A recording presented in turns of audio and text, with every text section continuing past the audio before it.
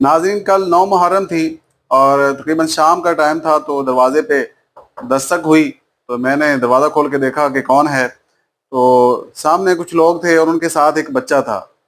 تو کہنے لگے کہ یہ اس بچے کو ہم نے امام حسین کا مقتدی بنایا ہے، لہذا آپ اس کی کوئی خدمت کریں اور اس کو کچھ ہدیہ دیں.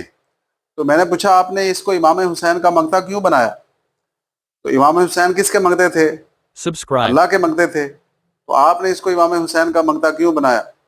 سب اللہ کے مانگتے ہیں، ہم اللہ سے مانگنے والے لوگ ہیں اور اللہ سے ہی مانگنا چاہیے. اگرچہ مجازی طور پر خود کو امام حسین کا مانگتا کہنا یا کسی بھی اللہ کے نیک بندے کا خود کو مانگتا کہنا، غلام کہنا، اس میں کوئی حرج نہیں ہے، لیکن یہ کیا طریقہ کار ہے اور کس طرف لوگوں کو لگایا جا رہا ہے؟